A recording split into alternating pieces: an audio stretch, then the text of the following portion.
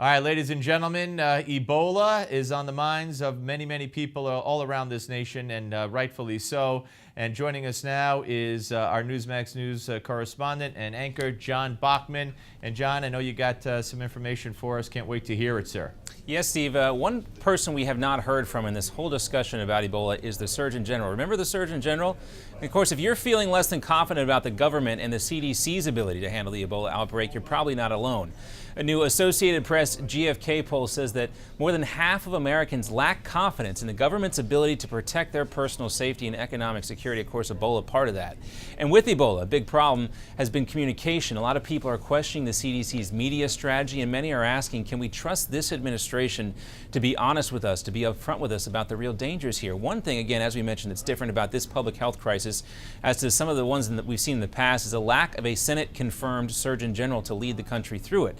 The man the president wants for this job, Dr. Vivek Murthy, has been waiting on his confirmation. What's holding that up? Well, Dr. Murthy has taken what some would call an anti-gun stance. He's advocated for background checks with more bite and greater gun control overall in the past. But of course, he also promised to make that not one of his top priorities if he were confirmed. Still, he's faced plenty of backlash from the NRA, which got involved promising to score the Senate confirmation vote, which was first scheduled for last spring. Here's MSNBC's Crystal Ball talking about why she thinks the Surgeon General nominee has failed to get the support he needs for the confirmation. That is because, according to some, he pushed measures to reduce gun violence during his time running healthcare advocacy group Doctors for America.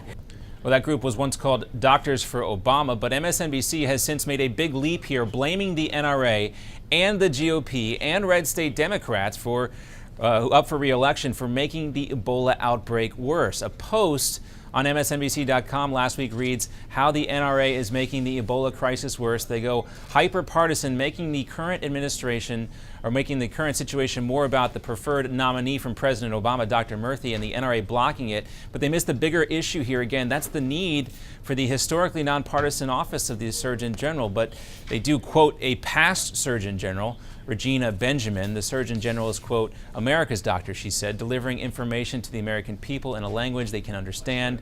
Not having one right now, you don't have the face and that person that the American people can identify with as long as their doctor who's looking out for them on a large scale. Again, that's from Dr. Regina Benjamin, the last Surgeon General.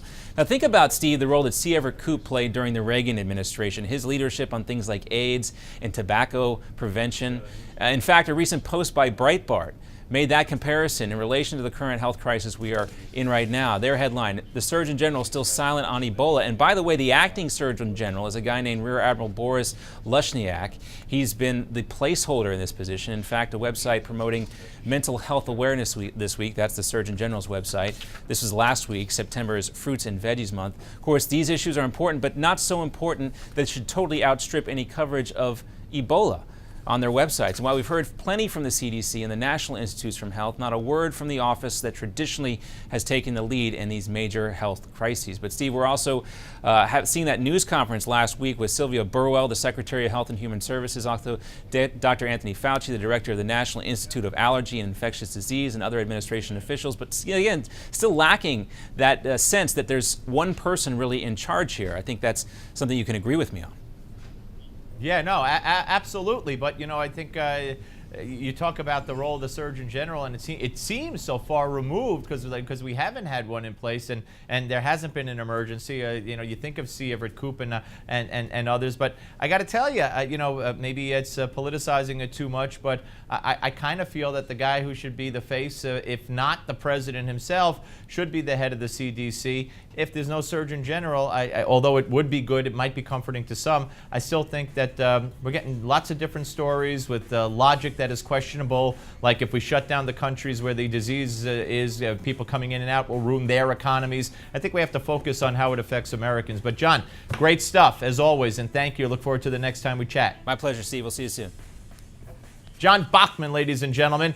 Up next, right here on Newsmax Television on the Steve Malzberg Show, it's Gimme 5. Don't go away.